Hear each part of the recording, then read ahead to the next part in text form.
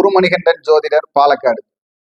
நாம இப்ப பாத்தீங்கன்னா தோஷம் தோஷம் என்று சொல்கிறோம். இந்த தோஷம் உங்களுக்கு எப்படி பாதிக்கும், தோஷம் எப்படி பாதிக்குங்கிறது தான் இந்த பதிவில் பார்க்க போறோம். அதாவது ஒருத்தருக்கு வந்து என்ன சொல்றோம், கலத்திர தோஷம் அப்படிங்கிறோம். அதே மாதிரி பூர்வ புண்ணிய தோஷம் அப்படின்னு சொல்றோம். அதே மாதிரி பித்ரு தோஷம் அப்படின்னு சொல்றோம். இந்த மாதிரி ஒவ்வொரு தோஷங்கள், ராகு கேது தோஷம்னு சொல்றோம்.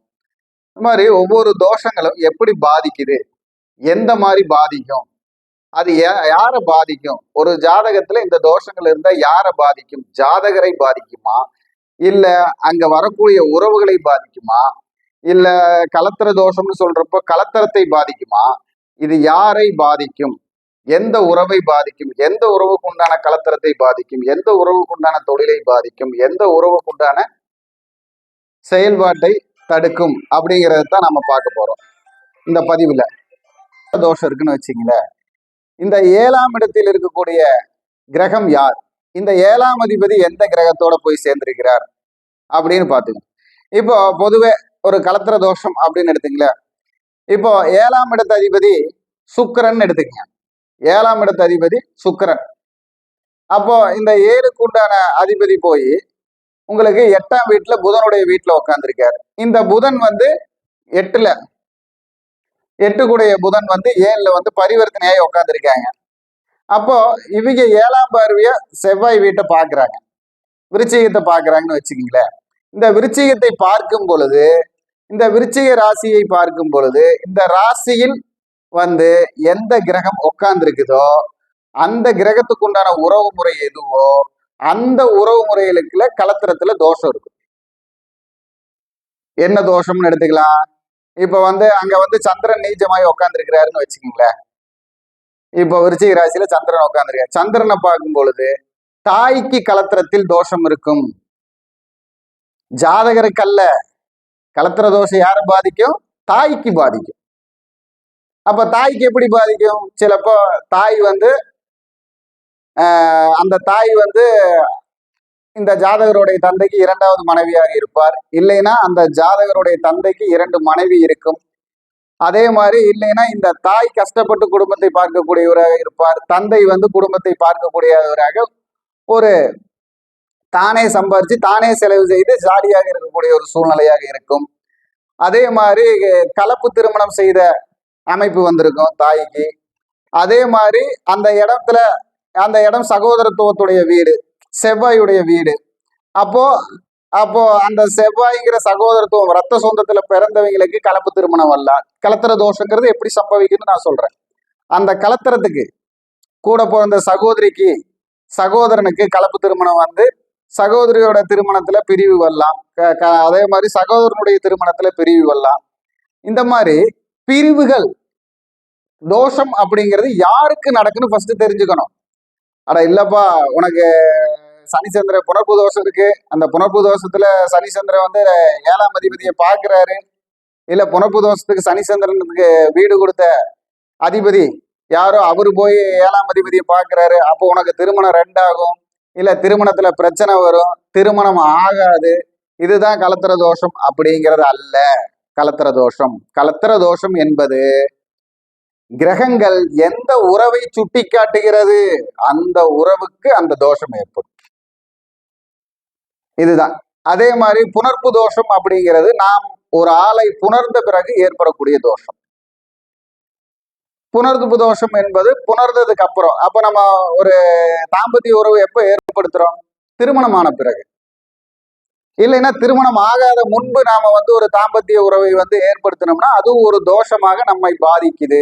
அது எப்ப பாதிக்கும் அப்படின்னா, அந்த தாம்பத்தியம் தொடர தொடர அதனால் அவமானங்களோ, அதனால் நமக்கு வந்து அந்த அவங்களுடைய கர்மா என்ன, பாதிப்பு என்னவோ அந்த பாதிப்பை நாம் ஏற்றெடுத்துக் கொள்கிறோம். அப்படி நம்மளுடைய செயல்பாட்டுல சில தடங்கல்களும், நமக்கு மன நிம்மதி இல்லாத ஒரு சூழ்நிலையும், தவறான பேர், கெட்ட பேர், அவமானங்களை சந்திக்கக்கூடியதும், பொருளாதாரத்துல வீழ்ச்சியை சந்திக்கக்கூடியதும் அந்த புணர்ப்பு தோஷம் ஏற்படுத்தும். புணர்ப்பு தோஷங்கிறது வந்து சனி சந்திரனுடைய சேர்ந்து இருக்கக்கூடிய தோஷம் தான் புணர்ப்பு தோஷம். சனி சந்திரனை பார்த்தாலும், சனியுடைய நட்சத்திரத்தில் சந்திரன் இருந்தாலும், சந்திரனுடைய நட்சத்திரத்தில் சனி இருந்தாலும் இந்த சனியுடைய பார்வையில் வந்து சந்திரன் இருந்தாலும் அது புணர்ப்பு தோஷம். புணர்ப்பு தோஷங்கிறதே பொதுவா புணர்தல்னு அர்த்தம், இணைதல்னு அர்த்தம். இது கூட பாம்பு கிரகங்கள் சம்மந்தப்பட்டிருந்தா கண்டிப்பாலுமே வந்து அந்த குடும்பத்துல வந்து ஏகப்பட்ட குடும்ப பிரச்சனைகள், குடும்ப பிரிவு, குடும்பமே கொஞ்சம் நல்ல தொந்தரவா இருக்கும் பைனான்சியலா. அவங்க தான் வந்து இந்த விஷம் குடிச்சு இறக்கிறது, அதாவது தற்கொலை செய்து கொள்ளுதல், அகால மரணத்துக்கு போய் சங்கடப்படுறது. அதாவது இந்த புணர்ப்பு தோஷம் இருந்து இந்த பாம்பு கிரகத்துடைய தொடர்பு, அதே மாதிரி வக்கர கிரகங்களுடைய தொடர்பு, நீச்ச கிரகங்களுடைய தொடர்பு எல்லாம் வரும் பொழுது அந்த நீச்சதனமான புத்தி, வக்கரமான புத்தி, அதே மாதிரி உங்களுக்கு வந்து சபலக்கேடு, பல பெண்கள் தொடர்பு, அந்த புணர்ப்பு தோஷம் செய்யக்கூடிய அமைப்பு இதெல்லாம். அதே மாதிரி இதெல்லாம் எந்த வயசு வரைக்கும் இருக்குங்கிறதெல்லாம் இருக்கு சிலருக்கு. இப்ப புனர்பூ தோஷம்னா ஒருத்தருக்கு வந்து சனிக்கு ஒரு 19 வருஷம், சந்திரனுக்கு ஒரு 10 வருஷம், 29 வருஷம்.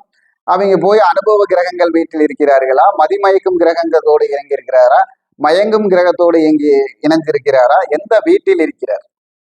இப்போ மயக்கும் கிரகம்னா ராகு, மயங்கும் கிரகம்னா புதன். அதே வந்து உங்களுக்கு வந்து அனுபவ கிரகங்கள்னா சனி பகவான், சுக்கிர பகவான், குரு பகவான், இந்த 3 பகவான்கள். அதே மாதிரி உங்களுக்கு வந்து அதாவது அனுபவத்தை தரக்கூடிய கிரகங்கள் எல்லாம் வந்து சின்ன வயது கிரகங்கள். அதாவது கேது பகவான், சந்திர பகவான், செவ்வாய் பகவான், சூரிய பகவான், இவங்க எல்லாம். அப்ப இந்த கிரகம் எந்த கிரகத்தோட சம்பந்தப்படுறாங்களோ இந்த சனி சந்திர புனர்ப்பு தோஷம் அந்த வயதையும் இந்த கிரகத்தோட வயதையும் எடுத்து அது வரைக்கும் அவங்களுக்கு ஒரு குடிமானம் இல்லாத வாழ்க்கையாகத்தான் இருக்கும். இப்போ பொதுவா வந்து ஒரு விருச்சிக ராசியில இருக்காங்கன்னு வச்சுங்களேன் சனி சந்திரனும். அப்போ விருச்சிக ராசியில சனிக்கு வந்து எத்தனை வருஷம்? 19 வருஷம். சந்திரனுக்கு எத்தனை வருஷம்? 10 வருஷம், 29 வருஷம். அதே மாதிரி அந்த செவ்வாய்க்கு எத்தனை வருஷம்? 7 வருஷம். அப்போ அவருக்கு 36 வயசுல இருந்துதான் தொழில் முன்னேற்றம், ஒரு சொந்த வீடு, வாய்ப்பு, வண்டி, வாகனம், இந்த அமைப்புல வரும். அதுக்கு முன்னாடி இதே அமைப்புல என்னென்ன பிரச்சனையை சந்திக்கணுமோ இதையெல்லாம் சந்திப்பாங்க. இதுதான் தோஷம். இப்படித்தான் தோஷம் வேலை செய்யும். அந்த தோஷத்துக்கு உண்டான விதிவிலக்குக்கு உண்டான ஒவ்வொரு சூட்சம பரிகாரங்களும் நாம அதன் அடிப்படையில கண்டுபிடிச்சு செய்யறப்ப அந்த வயதை கடக்கும் முன்பு அந்த பிரச்சனையிலிருந்து நம்ம மீளலாம்.